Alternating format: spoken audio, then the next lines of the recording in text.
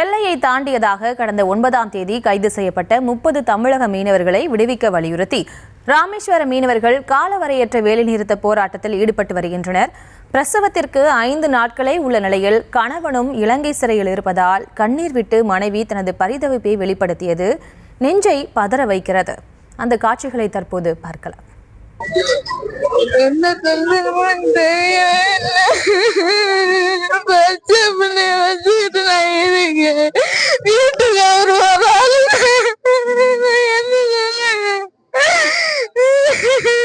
என்ன சொல்றேன்னு எனக்கு இன்னும் கொண்டு புரியவே இல்லை. நான் வயிற்றுக்குள்ள கரியா இருக்கேன். எனக்கு 5 நாள் தான் இருக்கு டெலிவரி டேட்டுக்கு. யாரு பாப்பா எனக்கு? அவரு போறாங்க, எனக்கு யாருமே ஆதரவு கிடையாது. புதன்கிழமை நைட்டு 3 மணிக்கு போனாங்க.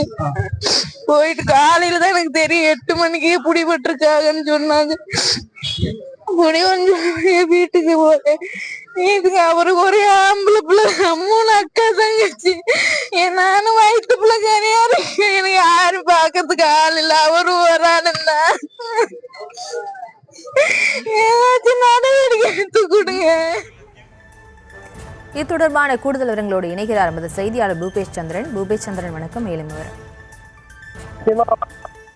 தொடர்ச்சியா இலங்கை கடற்படையானது வாழ்வாதாரத்திற்காக செல்லக்கூடிய தமிழக மீனவர்களை, குறிப்பாக ராமேஸ்வரம் பாம்பன் பகுதிகளைச் சேர்ந்த மீனவர்களை எல்லை தாண்டி மீன் பிடிப்பதாக கைது செய்வது என்பது தொடர்ச்சியாக இருந்து வருகிறது. அந்த அடிப்படையில் சமீபத்தில் 47 மீனவர்களை எல்லை தாண்டி மீன் பிடிப்பதாக கூறி கைது செய்யப்பட்ட நிலையில் மீனவர்களை உடனடியாக விடுவிக்க வேண்டும், அதே போல இந்த மீனவர்கள் பிரச்சனைக்கு நிரந்தர தீர்வு காணப்பட வேண்டும் என கூறி ராமேஸ்வரம் பகுதியைச் சேர்ந்த விசைப்படகு மற்றும் நாட்டுப்படகு மீனவர்கள் காலவரையற்ற வேலை நிறுத்த போராட்டத்தில் இன்று துவங்கி இருக்கின்றனர். இந்த போராட்டத்தின் மற்றொரு வடிவமாக ராமேஸ்வரம் பகுதியில் மீனவர்களுக்கு டோக்கன் வழங்கக்கூடிய மீன்வளத்துறை அலுவலகத்தை மீனவர்கள் சார்பில் முற்றுகையிட்டு போராட்டத்தில் ஈடுபட்டு வருகின்றனர். உடனடியாக தங்களுடைய வாழ்வாதாரத்தை பாதுகாக்கும் விதமாக மத்திய மாநில அரசுகள் தலையிட்டு தங்களுக்கு நிரந்தர தீர்வு காணப்பட வேண்டும் என வெயிலிலும் கடுமையான போராட்டத்தில் ஈடுபட்டுள்ளனர். அது மட்டுமல்லாது அந்த கைது செய்யப்பட்ட மீனவர்களில் ஒருவருடைய மனைவி கர்ப்பிணியாக இருக்கக்கூடிய சூழலில் தன்னுடைய கணவர் சிறையில் வாடுவதால் தங்களுடைய வாழ்வாதாரத்தை எப்படி